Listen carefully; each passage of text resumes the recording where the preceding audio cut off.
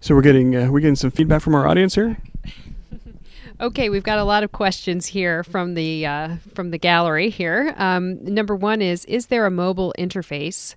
Could you have a desktop computer-based speaker interacting with multiple desktop and mobile listeners, like a virtual grand rounds or patient education sessions? Oh, great questions. Yes, indeed. We see video technology emerging and evolving to include things like wireless and 3G and emerging 4G components.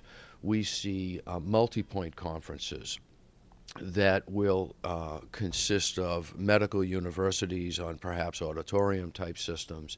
It will consist of smaller remote facilities on maybe desktop systems.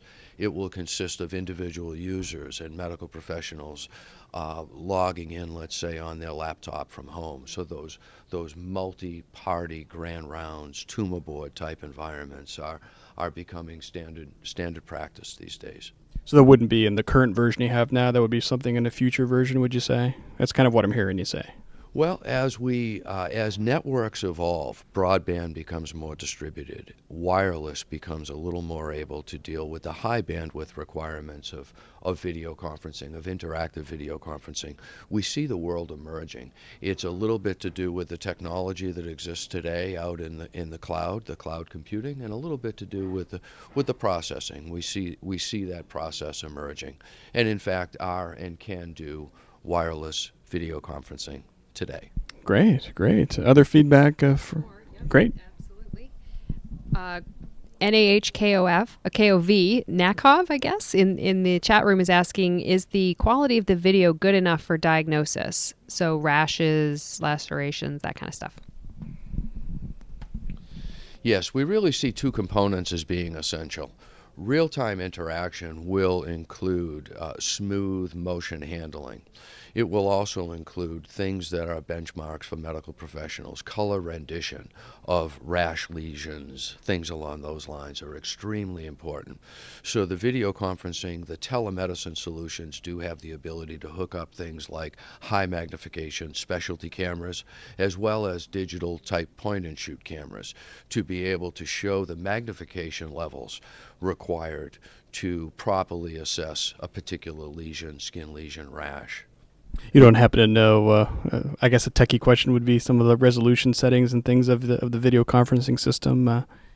Well, we certainly deal in current standards from the XGA standpoint, from the 256 bits, from the resolution standpoint, in color rendition. An awful lot has to do with the camera at the transmit side, as we all will understand. But motion handling, generally speaking, authentication, security are all issues that have been addressed by medical professionals. And as an example, our website has some great case studies on folks using telemedicine video conferencing quite effectively to deliver ultrasound images, to deliver critical care assessments for stroke patients, to deliver assessments in school-based medicine, again, where those children present the rash, the lesion, the earache. We see telemedicine as an enabling mechanism to really deliver health care to where health care resides, to where you and I live and work. Great. Yep, we've got a few more questions, and then we're going to have to wrap up because we're running late. You know how doctors are.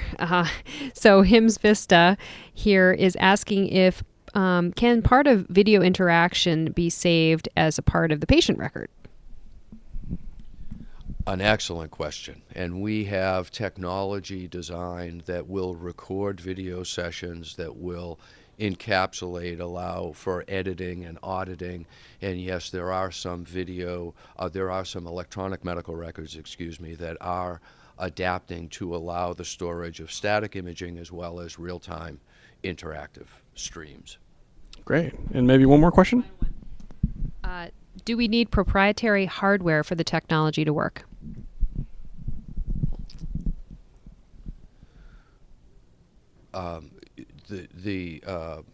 the standards are based in video algorithms. Again, not to get too technical, but on the IP side, it's standard 323 encoding and decoding.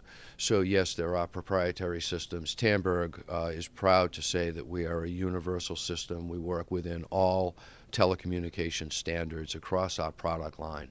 So again, we see the ability to bring in multiple manufacturers and modalities under a standards compliance umbrella to be essential in the smart development of telehealth. Great. And last question here, for people who are on site here, where can they find you? And people who aren't able to be here, where can they find you on the internet? Well, thank you very much. Starting backwards, we are at www.tandberg.com. That's TANDBERG.com. We are proud to be represented here by a number of partners, one being Verizon here in the C Hall, and a couple of partners in the A Hall. So look for Tandberg under many of our partners. Great, great. So George Diorio from Tandberg, thank you so much for the time. I appreciate it. Thank you. Thank you both. Great. And we'll be right back. Yes.